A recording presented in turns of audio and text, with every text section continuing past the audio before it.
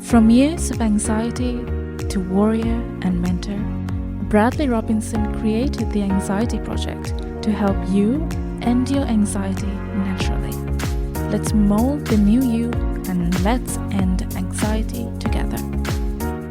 Hello and welcome back to another episode of the Anxiety Project podcast. This one is number 56. And I am your host, Brad Robinson, coming at you today with a powerful podcast episode on a very powerful anxiety technique, a technique to handle the panic, the chaos that comes your way. And it could come out of the blue, or you can expect it to come, right? Now, anxiety sufferers avoid the places where they have had a panic attack before. Just like myself, when I used to suffer from debilitating anxiety, I would avoid these places. And when you have a panic attack, and I'm just going to talk about panic attack here briefly and what happens and why we have panic attacks. So when you have a panic attack, the amygdala, which is the part of the brain that initiates the fight, flight, or freeze response, records and takes note of everything in the environment. So when a panic attack does strike, it's very traumatic.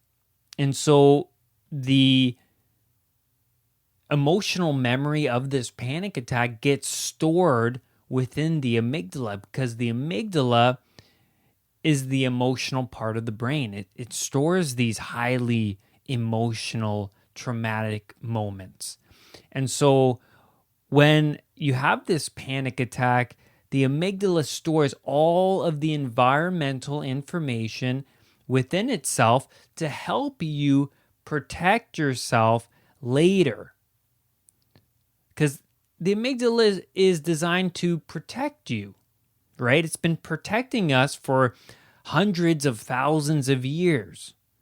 And so it's designed to protect you, and everything in the environment where you had a panic attack, all of that information gets stored so that later the amygdala can pick up whether the information is present. It's whether anything in the environment is associated to that previous danger, because the amygdala works by associations.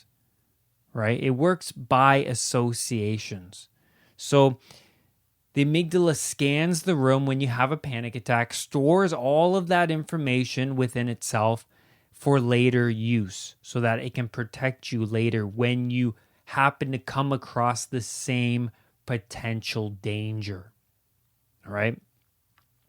So when you return to the same place you had a panic attack before, the amygdala is set off because it remembers that this environment is potentially dangerous. And so the amygdala has associated something in the environment as being dangerous. Now, you can also look at it like this, like, whatever is traumatic, and trauma has a wide scale, right? Trauma can be as little as an embarrassing moment, or it can be as traumatic as getting a serious illness or the death of a loved one. It has a wide scale, but it's trauma nonetheless, right? So the amygdala stores this trauma. And when you return to the environment, the amygdala shoots off all of the bodily sensations from the anxiety response, and it does this under your conscious awareness. The amygdala is unconscious, right? It's operating unconsciously. So sometimes we can show up in an environment and feel anxious and not know why. But the amygdala has associated something in the environment as being life-threatening.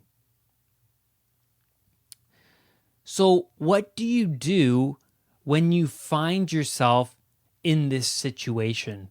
When you find yourself returning to an environment where you had a panic attack before?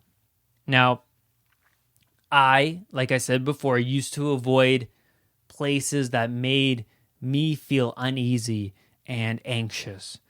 And when I avoided these places, it only strengthened my fear of them. And it also strengthened my view of myself, being weak, being scared, being an anxious person. It only strengthened my identity. And I then became so sensitized to these environments that I kept avoiding that I eventually got agoraphobia. I developed agoraphobia. And agoraphobia is the fear of places that may cause you to panic and feel trapped or helpless. And you're avoiding these places that you're afraid of having nobody around to help you, and you're afraid of embarrassing yourself when you have a panic attack, because that's a big deal to anxiety sufferers. Being afraid of being judged by other people. So I shrunk my world to as little as possible. And I shrunk my world to the very confines of my home. My house was the only place that I felt comfortable. And one thing I tell my clients is to never avoid the places that make you feel anxious. The more you avoid these places, the more you shrink your world. Then the fear of these places increases. Then your sensitivity to the outside world increases. So the technique I want to talk about today to handle scenarios like returning to the environment where you've had a panic attack before, or avoiding places where you've had panic, is a technique called flooding. Flooding. There's two techniques to handle these situations. There's also systematic desensitization, which I'm not going to talk about today. I'm just going to touch on flooding. And so flooding is when you remain in the environment that is making you panic and then riding the wave of panic. And riding the wave of panic can also mean giving in, just surrendering to the sensations you feel. And surrender is a very important word here. So what you want to do is stay in the environment until your anxiety goes from a level 8, 9, or 10 down to a level 4 or below. And so what happens when you do this? What happens when you remain in the environment during times of anxiety? Well, you begin stimulating a new neuro pathway within the brain.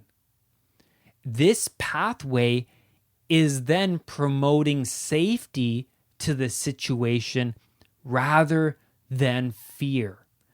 As hard as it may be to stay there because you think you're dying, you have all of these bodily sensations, you're hyperventilating, your heart is racing out of your chest, as hard as it may be, the best way to handle these situations is by flooding, by staying in the environment and surrendering to all of these hellish symptoms, right? That's the best way.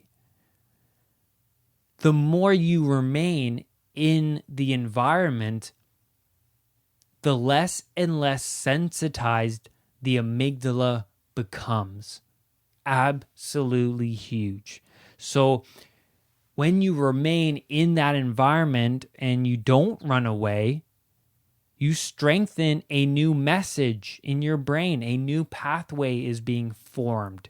You're stimulating this message of, wait a minute, this place is actually not harmful. It's not dangerous. It's actually safe. So you will find that the more you remain and the more you return to the environment that you fear, the less overwhelming it is. The more you return to it, until one day you will be so comfortable that you will have no anxiety in that environment. The idea behind flooding is to become bored of the environment. Bored. You have to keep on going back and keep on going back until your amygdala gets so bored of that environment. So I'll give you an example of something I went through in my past. So I had a severe panic attack, and I talked about this on a earlier podcast, of having a panic attack in the art gallery, right? And so it was so bad. I during that panic attack, I had no idea what was going on. I felt like I was dying. I felt like I was going to die at any second. And so I was calling up my family. And then I ran out of that gallery at one point. I ran out of there. I needed to get out. So I went back to the gallery like a month later. And then on the subway ride there, I started to have panic. And then once I got to the gallery, I started to have all of the anxiety sensations come back. The racing heart, the sweatiness, the shallow breathing, the shallow depth of field, all of those anxiety symptoms came back. And then I became really sensitized in that moment. I thought I would have to run away. I thought I'd have to call up a loved one. But I remained in the environment. As painful as it was, I stayed. I walked around and my mind was racing. I couldn't control my thoughts. And so it was a hell of a time. It was extremely painful. But just because I remained there, the next time I showed up at the gallery, my anxiety was a little less. And then the next few times I showed up, my anxiety was a little less, until one day I go there and I enjoy the gallery, and then I leave. I'm like, I had a really good time today. I had no anxiety and I felt fantastic. I took in the moment, I took in my surroundings, and everything was just fine. And that's flooding. Flooding was me showing up the next time at the gallery, not the first time, because the first time I ran away, right? And so that strengthened my fear. But the next time I came, I stayed and I remained in the environment. I surrendered to it. And I knew that the only way to overcome this is to just stay in the environment.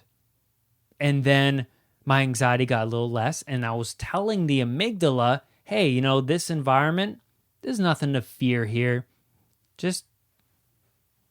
It's okay. Just chill, relax, But in over time, the less and less sensitized the amygdala becomes each time you show up. So don't avoid these places. It's important that you activate the anxiety response to generate new and powerful pathways. Very, very important. And conquering one environment snowballs into a lot of other environments. Say you get anxious in taxi cabs or on the subway, or you get anxious at concerts. Just conquering that one place. So, for example, me conquering the art gallery strengthened my confidence. It made me tougher. And then being in other places, like at a concert or on the subway, my anxiety became less. So, conquering one environment actually snowballs into other environments. So never avoid any environment. Each time you handle and do this flooding technique, each time you ride the wave of this panic, you are just strengthening your character. You're becoming less sensitized to the world and these places. So the idea behind flooding, and remember this, is to become bored of the situation. So the more you subject yourself to these situations that make you feel anxious, panicky, the less anxious you become later on. And you're just telling the amygdala straight on that, hey, there's nothing to fear here. And you're making your amygdala less sensitized. So flooding is working with your amygdala. So never avoid situations that make you feel anxious. And you can also prepare for flooding. So when you wake up in the morning and you know you're going to a place that makes you feel anxious and uneasy, you can prepare yourself by sitting comfortably, taking a few deep breaths, closing your eyes, and imagining yourself in the environment, but the way you want it to go, right? Imagine yourself with perfect posture, confident, smiling, laughing with others, talking, staying in the environment, being with yourself or talking with other people, but engaging in the environment or the situation the way you want it to go. Because now we're working with the unconscious mind. Now we're working with it because the unconscious mind doesn't know the difference between what's real and what's imagined. So by imagining the scenario in your head the way you want it to go, you're actually speaking to your unconscious. You're telling your unconscious, this is what is going to happen. This is what I want to manifest. And so now your unconscious is understanding that, yeah, that's what you want. That's what you want. So now when you show up, you'll be a little bit more prepared. You'll handle the environment or the situation with more confidence. So sometimes flooding is planned, like you can plan it ahead by doing this exercise before you show up to the situation. Or flooding could be unexpected. You could just be walking down the street and all of a sudden you have panic strike. But in that moment of panic, now you know what to do. Instead of running away, calling up a loved one and giving in and catastrophizing, you then know, to handle it, stay in the environment, ride the wave, surrender to it, because you can't control all of those thoughts that loop when you have this anxiety, because the amygdala takes over all of the brain's processing. So that's why it's hard to use rational thoughts in times of panic. So stay in the environment until your anxiety goes from a high level to a level 4 or below, until you get bored. The goal is to get bored. So flooding teaches you how to handle the unavoidable chaos that life brings. It makes you tougher. The more you do this, the tougher you become. This grows your character extremely. So the more you practice this, the more you can handle the chaos of life. And that's where I'm going to leave this podcast with. Thank you so much for tuning in to this week's podcast episode. Remember, do not let anxiety define who you are. And I will see you on the next podcast episode. Bye. For more podcast episodes, for more video content, and one-on-one coaching with me via Skype, visit www.unpluganxiety.com for everything you need to know about ending anxiety naturally. I love you all. Have a great day. Bye-bye.